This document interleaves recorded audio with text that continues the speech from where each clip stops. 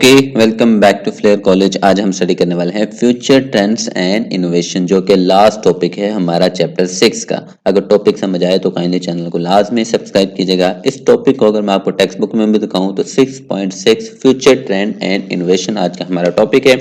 इसमें हम इसके थोड़े से इंट्रो की बात करेंगे और उसके बाद involving technology in cloud computing, यानी क्लाउड कंप्यूटिंग में कौन सी जो नई टेक्नोलॉजी है, आने वाली टेक्नोलॉजी है, वो किस तरह से इवॉल्व कर रही है। तो यहाँ पे दो ही बताई गई हैं, एक एज कंप्यूटर, दूसरा सर्वेलेंस आर्किटेक्चर है।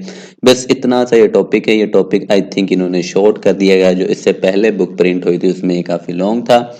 बाद में आई थिंक इन्होंने कुछ एडजस्टमेंट की हैं तो इसको बिल्कुल ही शॉर्ट कर दिया, इसको पूरा डिफाइन नहीं किया गया। ठीक है, तो जितना है हमने उतना ही इसको स्टडी करना है। ओके, तो स्टार्ट करते हैं हम अपने टॉपिक को। तो फ्यूचर ट्रेंड एंड इनोवेशंस में हम क्या पढ़ने वाले हैं उसकी बात कर लेते हैं। तो emerging technology continue to evolve, यानी जितनी भी इमर्जिंग टेक्नोलॉजीज हैं वो वक्त के साथ इवॉल्व होती जा रही हैं। इवॉल्व मतलब वक्त के साथ इंप्रूव होती जा रही हैं और उनमें चेंजिंग आती जा रही है। ठीक है, with the future trend and innovation shaping the landscape cloud computing and blockchain. ठीक है, फ्यूचर आइडियाज के साथ जो क्लाउड कंप्यूटिंग है और वो जो ब्लॉकचेन है उसकी जो इनोवेशंस हैं वो क्या होती जा रही हैं, बेहतर से बेहतर होती जा रही हैं आने वाले दिनों में।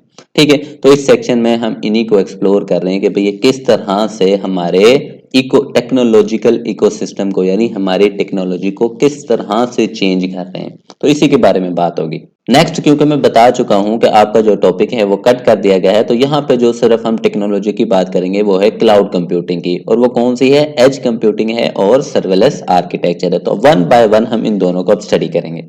तो पहले बात करते हैं हम एज कंप्यूटिंग की। तो edge computing bring processing power closer to data source, reducing latency, improving efficiency. अब इस बात का क्या मतलब है मैं आपको समझाता हूं इस डायग्राम की मदद से। तो ये हमारा क्या है, एक सर्वर है जहां पे हमारा डेटा स्टोर है। ठीक है, हम इसको कह लेते हैं कि भाई ये कहां पे है, अमेरिका में है, और ये मेरा कंप्यूटर है, मैं बैठा हूं इस वक्त पाकिस्तान में। अब मुझे कोई भी डाटा गेट करना है तो मुझे इस सर्वर से करना होगा, क्योंकि मेरा जो मेन सर्वर है वो कहाँ पे, अमेरिका में। अब जब मैं यहाँ से डाटा को गेट करूंगा तो क्या इसको वहां से ट्रेवल करने में टाइम नहीं लगेगा? जाहिर सी बात है, टाइम तो लगेगा। और जब टाइम लगेगा तो जाहिर सी बात है मेरा जो कंप्यूटर की एफिशिएंसी है वो भी क्या होगी, डिस्टर्ब होगी, मेरा सिस्टम स्लो काम करेगा। तो इस चीज को खत्म करने के लिए हमारे पास आती है एज कंप्यूटिंग।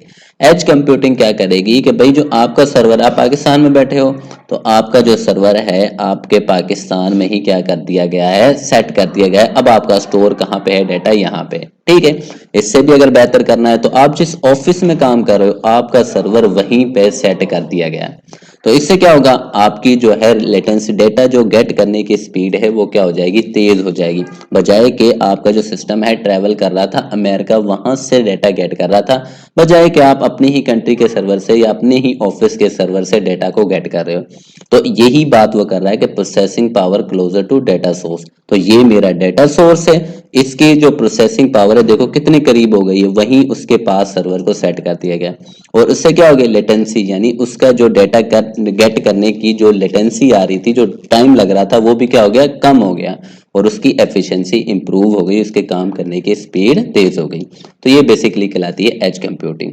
ठीक है, एज कंप्यूटिंग को अगर मैं और सिंपल तरीके से समझाऊं तो मान लो आपने कोई मूवी डाउनलोड करनी है, तो मूवी डाउनलोड करने के लिए कितना टाइम लगता है, आपको 5 से 10 मिनट लग जाते हैं। ठीक है, पता नहीं वो किस सर्वर से डाउनलोड, ये तो कहां से वो डेटा को गेट कर रही है, तो इस वजह से उसमें टाइम लग जाता है। ठीक है, अब मान लो आपकी मूवी है वो आपके कंप्यूटर के अंदर स्टोर है, लैपटॉप के अंदर स्टोर है, और आपने उसको गेट करना है, आपने कॉपी करना है, तो आप यूएसबी लगा लेते हो। तो आप डाउनलोड करने में तो 5 to 10 मिनट लग जाते हैं, लेकिन अगर आप यूएसबी से कॉपी करोगे तो बड़ी मुश्किल से 30 सेकंड लगेंगे या 1 मिनट लगता है। क्यों? क्योंकि जहां पे जो उसका डेटा सोर्स है वो बिल्कुल उसके करीब ही है, कनेक्टेड है। तो ये बेसिकली एक एग्जांपल है एज कंप्यूटिंग की। लेकिन क्योंकि हम क्लाउड कंप्यूटिंग की बात करें तो क्लाउड कंप्यूटिंग में ऑनलाइन बात होती है, ये सिर्फ मैंने समझाने के लिए आपको दी है। ठीक है, instead of relying solely on central data centre, edge computing process data at the edge of the network near data sources. वो कह रहा है कि भाई बजाय के आप एक डेटा सेंटर के ऊपर रिलाई करो, अब देखो जितने भी कंप्यूटर कनेक्ट हैं ये उसके ऊपर रिलाई कर रहे हैं। तो कह रहा है कि बजाय आप इस अकेले के ऊपर रिलाई करो, जो हमारी एज कंप्यूटिंग है वो आपके डेटा सेंटर को वहां पे स्टोर करेगी, आपके डेटा को वहां पे स्टोर करेगी, जो आपके बिल्कुल करीब होगा, जो आपके एज के बिल्कुल करीब होगा। ठीक है, ताकि क्या हो, आपकी लेटेंसी भी कम हो और आपके जो इम्प्रूव एफिशिएंसी है वो क्या हो जाए, बेहतर हो जाए। This approach minimize the time it take for data travel. ठीक है, किस चीज को कम कर रही है, जिस तरह मैंने बताया कि भाई अमेरिका से डेटा ट्रेवल कर रहा है तो जाहिर सी बात है टाइम तो लगेगा, तो एज कंप्यूटिंग उसको कम कर देती है, क्योंकि अब जो आपका डेटा सोर्स है वो बिल्कुल आपके करीब है। Leading to faster decision making and real time data processing. अब इस बात को समझाऊंगा मैं, आपकी बुक के अंदर जो एग्जांपल दी गई है एक ऑटोनोमस कार की। अब ये कार क्या करती है, इसमें किसी ड्राइवर की जरूरत नहीं होती, ये ऑटोमेटिक चलती है, ये डेटा जो गेट करती है वो अपने सेंसर्स के जरिए और कैमरास के जरिए करती है।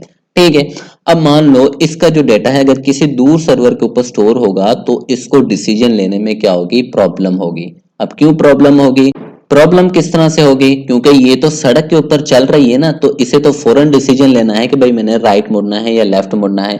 तो अगर तो इसका डेटा कहीं दूर स्टोर है, इसे गेट करने में टाइम लग रहा है, तो ये डिसीजन नहीं ले पाएगी। ठीक है, डेटा को प्रोसेस नहीं कर पाएगी। तो इस वजह से जो इसका सर्वर है, जो इसका डेटा सेंटर है, वो लोकली इसी के अंदर इंस्टॉल कर दिया जाता है, सेट कर दिया जाता है। तो इस वजह से ये फौरन उसी डेटा से डिसीजन लेती है कि भाई आगे मैंने राइट मुड़ना है, आगे जो इशारे हैं वो रेड है, ग्रीन है, ब्लू है, तो फौरन ये डिसीजन लेती है और उसकी बेस के ऊपर ये ट्रेवल करती है। नेक्स्ट आ जाता है सर्वरलेस आर्किटेक्चर। सर्वरलेस आर्किटेक्चर को समझाने के लिए मैं आपको एग्जांपल दूंगा कि मान लो आपने एक कपड़े की शॉप खोलनी है, तो शॉप खोलने के लिए आपको पहले जगह चाहिए, आप जगह खरीदोगे, फिर उसके बाद वहां पे बिल्डिंग तैयार करोगे, बिल्डिंग तैयार करने के बाद उसके और अखराजात होते हैं, जैसे इलेक्ट्रिक वायरिंग हो गई, उसकी डेकोरेशन हो गई, ठीक है, उसका सीवरेज का निजाम हो गया। तो ये सारा कुछ आप करोगे जिसमें बहुत ज्यादा खर्चा आ जाएगा, इतने में तो आपकी दुकान ओपन हो जाएगी। उससे अच्छा क्या है, आप किसी मॉल में जाओ, किसी प्लाजा में जाओ जहां पे पहले से ही दुकानें बनी हुई हैं, आप जाओ, आपने सिर्फ मंथली रेंट पे करना है और आप अपनी शॉप खोल लोगे। बजाय कि आप इतना पैसा लगा, जो पैसा आपने जगह खरीदने में, बिल्डिंग को खड़ी करने में लगाया है, उससे अच्छा उसी कपड़े उसी पैसों का आप क्या कर लो, यहाँ पे माल डाल लो, कपड़े डाल लो और अपनी बिजनेस को शुरू कर सकते हो। ठीक है, अब ये जो प्लाजा है, क्या इसकी सिक्योरिटी की जिम्मेदारी आपकी है? नहीं, वो तो जिसका प्लाजा है, जिसको आप रेंट पे करोगे उसकी है। क्या इसकी मेंटेनेंस की जिम्मेदारी आपकी है? नहीं, वो भी नहीं है। जिसका प्लाजा है, जिसको आप रेंट पे करोगे वो भी उसकी है। उसके बाद इसका सीवरेज का, इसकी पार्किंग का, सारी की सारी जिम्मेदारी इसके ओनर की है। आप फ्री हो, आपने सिर्फ रेंट पे करना है और अपने कपड़े सेल करने, अपना कारोबार करना। ठीक है, तो इसी तरह आपका सर्वरलेस आर्किटेक्चर काम करता है। आपने इस एग्जांपल को जहन में रखना है। तो serverless architecture allow developer to build and deploy application without managing server. अब आपने एक एप्लीकेशन बनानी है, हम मान लेते हैं हमने कपड़े ही सेल करने हैं, तो हमने उसकी एप्लीकेशन बना ली और उसको डिप्लॉय कर दिया एक सर्वर के ऊपर। ठीक है, अब इस सर्वर को मुझे मैनेज करने की जरूरत नहीं है। मैंने सिर्फ, जिस तरह मैं यहाँ पे शॉप का रेंट पे कर रहा था ना, तो इसी तरह मैंने सिर्फ इसको पे करना है, जिस कंपनी का मैं सर्वर यूज कर रहा हूँ। इसको मैनेज करना, जिस तरह हमने बात की थी, सिक्योरिटी, मेंटेनेंस, सर्विस, पार्किंग, इस सारी जिम्मेदारी किसकी आती है? जिसका प्लाजा है। तो इसी तरह इस सर्वर को मैनेज करने के लिए जो भी रिक्वायर्ड है वो किसका काम होगा? जिसका ये सर्वर है, मुझे सिर्फ इसका रेंट ही पे करना है। ठीक है, enhancing scalability and reducing operational complexity. Scalability का मतलब कि भाई मान लो मेरी जो ये एप्लीकेशन है, ईद का एक त्यौहार आ गया, इसके ऊपर रश बढ़ गया, तो रश बढ़ने की वजह से क्या होगा, ज्यादा कस्टमर आएंगे, तो ये सर्वर अब उसको मैनेज नहीं कर पा रहा। ठीक है, तो फिर मैं क्या करूंगा, एक और सर्वर क्या ले लूंगा, रेंट पे ले लूंगा। तो अब देखो ये दोनों मिलके इसको मैनेज कर रहे हैं। ठीक है, अगर ये भी दोनों मैनेज नहीं कर पा रहे तो हमें एक और ले लूंगा, इसका भी पे करूंगा, तो ये तीनों मिलके उसको मैनेज करेंगे। एंड रिड्यूसिंग ऑपरेशनल कॉम्प्लेक्सिटी, कि भाई जितने भी इस सर्वर की ऑपरेशनल कॉम्प्लेक्सिटी है, ठीक है, इसका आर्किटेक्चर हो गया, इसके जो ऑपरेटिंग सिस्टम हो गया, या कोई इसमें एरर आ जाता है, वो सारा का सारा मैनेज करना मेरा काम नहीं है, वो उन्हीं का है जिसको मैं रेंट पे करूंगा।